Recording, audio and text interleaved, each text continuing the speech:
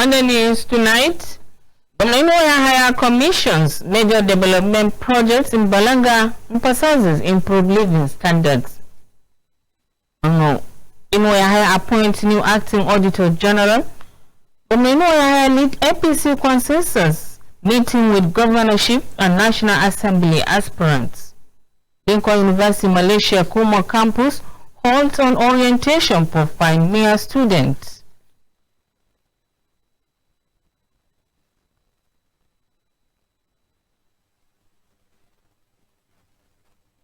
A very good evening. Thank you for joining us on 25 News Report. I am Pastor Madayo Rukamo with the full details of the bulletin. The Governor of Gombe State, Muhammadu Yahaya, has inaugurated a series of major development projects in Balanga local government area as part of efforts to improve infrastructure and social services.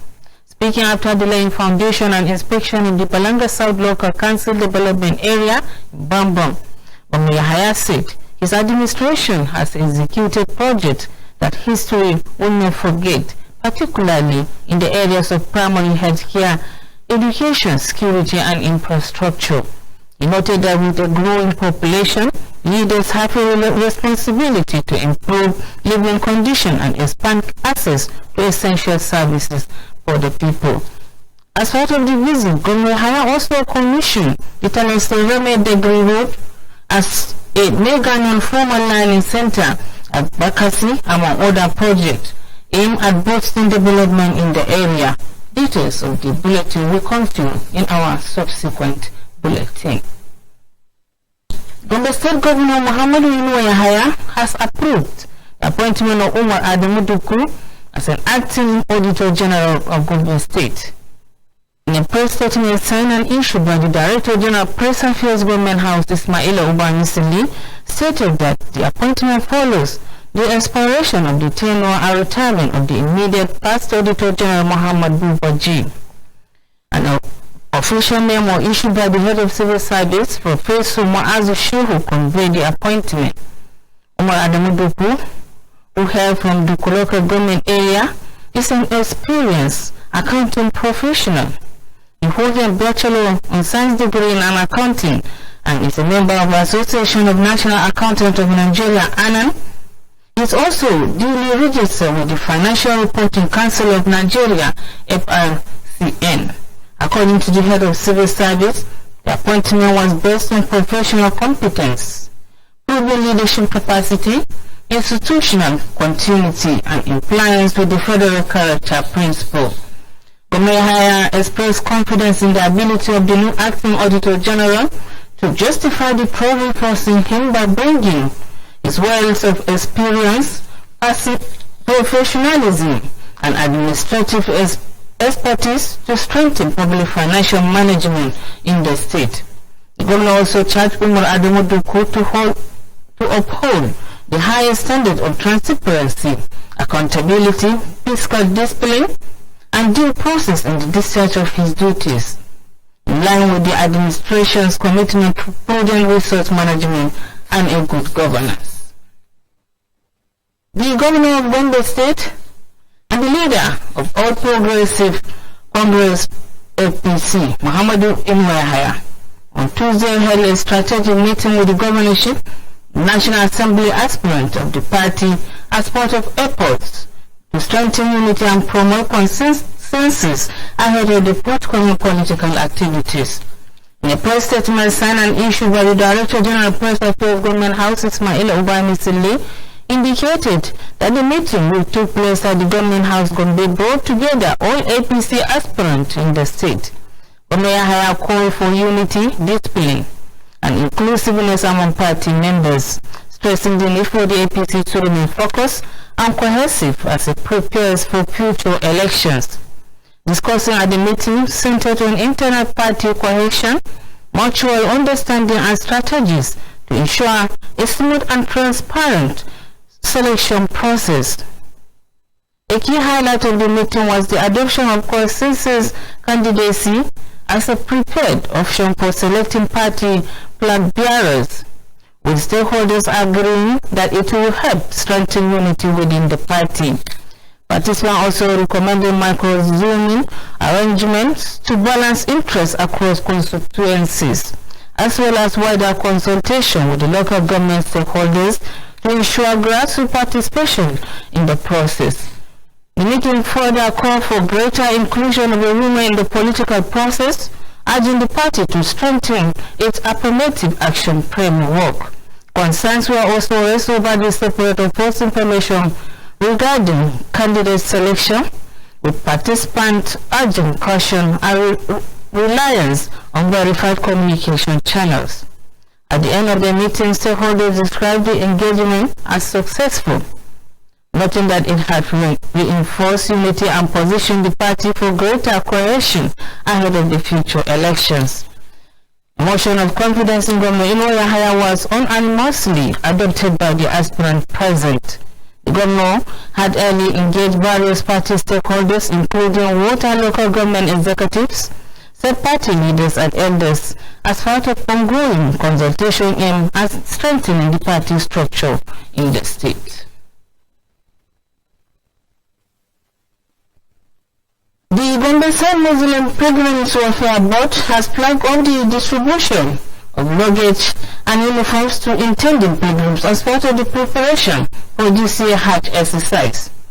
Speaking at the event, the board secretary Saad Hassan said the timely completion of arrangements was made possible by the early approval of the 5 billion naira loan by the state governor.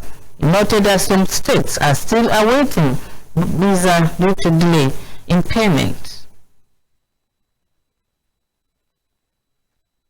Notice that this year, these operations are very early ahead of the scheduled flights to Saudi Arabia, because there is this need that there should be a manifest clearly stated from every state and to NACON, and NACON will forward said to the authorities of Saudi Arabia so that proper arrangements should be made for our pilgrims this year, especially as it relates to accommodation.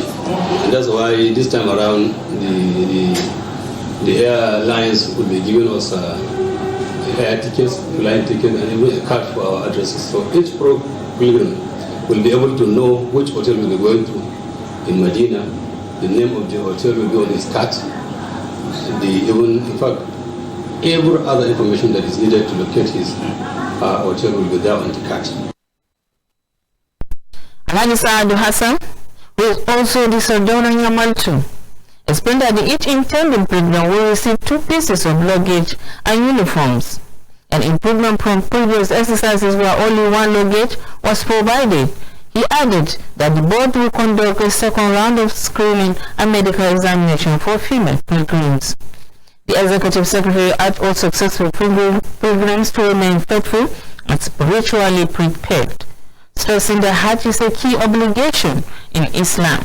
Some intending pilgrims expressed satisfaction with the level of preparation and commended the state government for its support. He also pledged to use the opportunity to pray for the peaceful general elections and good leadership in the country. Among those who spoke were Aishatu Muhammad, Buba Alhaji Abdul Basiru Ibrahim Shago, and Aishatu Adam, who also expressed joy at the opportunity to fight for one of the pillars of Islam. Lincoln University Malaysia Kuma campus has conducted an orientation exercise for the newly admitted students to formally commence academic activities at the institution. Orientation, which took place at the university's conference hall in Kuma, was organized to acquaint the pioneer student with the code of conduct, rules and regulations guiding the institution. Correspondent Saleh Sarki Kuma completed the report.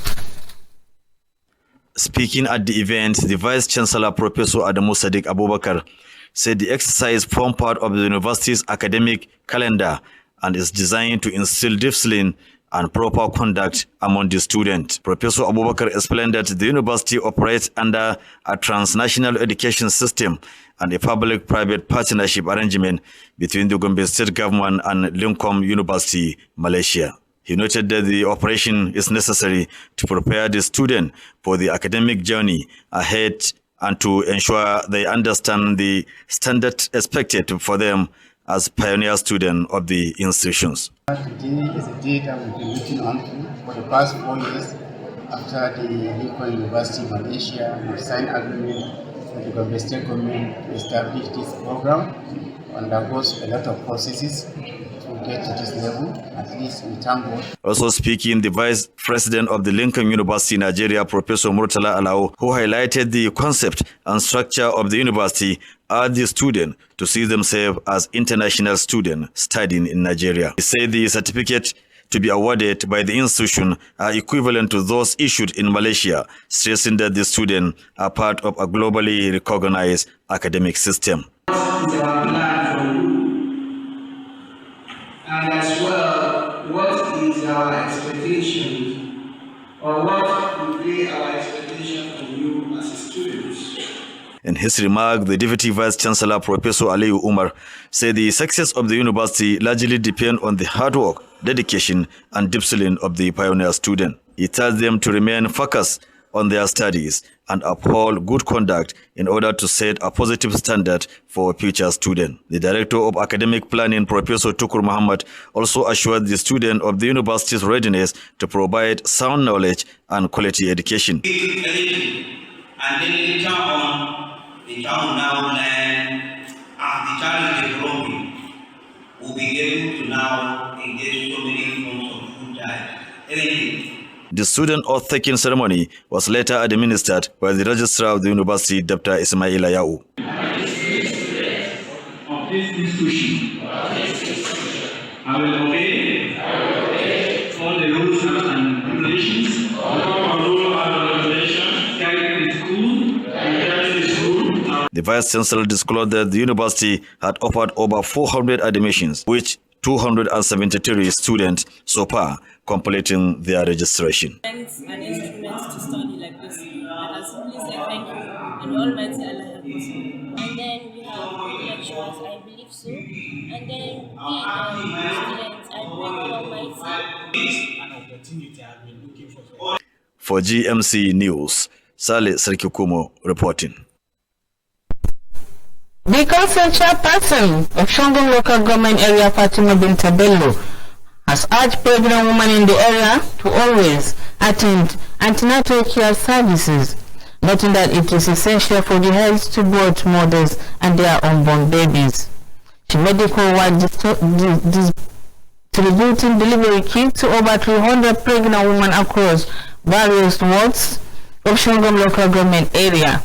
Fatima Binta Bello emphasized that the importance of antenatal care cannot be overemphasized, warning expectant women against self-medication and home delivery, which she said could lead to serious complications. She explained that the initiative was designed to support the less privileged, promote exclusiveness, and demonstrated her commitment to humanitarian service.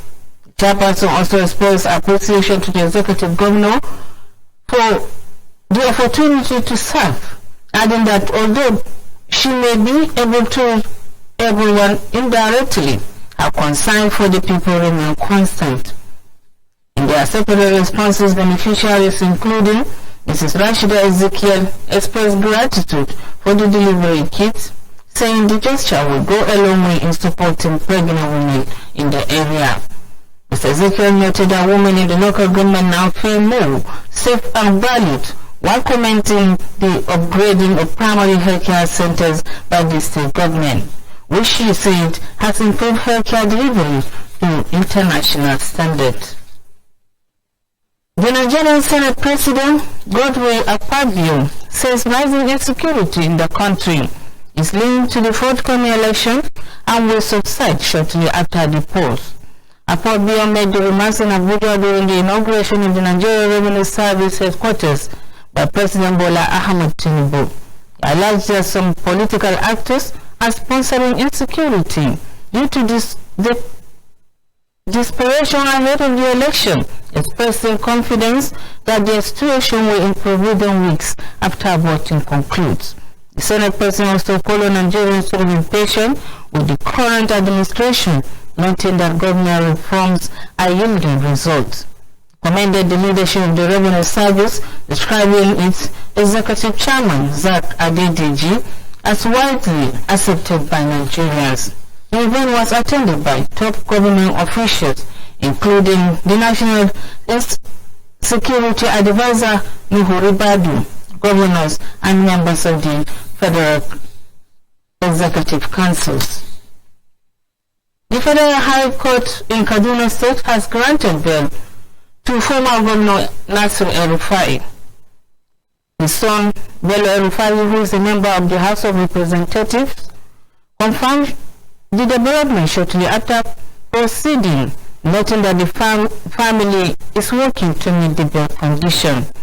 Journalists were, however, denied access to the courtroom during the hearing. Bello El-Rufai expressed satisfaction with the court's decision, stating that the family believes in the rules of the law and will comply with all conditions attached to the bail. Also confirming the development, a chieftain of the African Democratic Congress, Hayatuddin Lawal Makarfi, said the bail condition will be soon be fulfilled.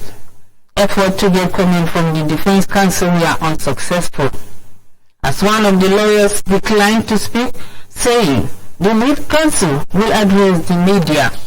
The case has earlier been adjourned, with the court fixing April 21, 2022 for further hearing. And that has been the news. Before I go look at some of the major stories that make the headlines. Womenwaya Higher Commission Major Development Project in Balanga emphasized improved living standard. Also, Lincoln University Malaysia Kuma Campus hold orientation for pioneer students. And that has been the news. Thanks for watching and good night.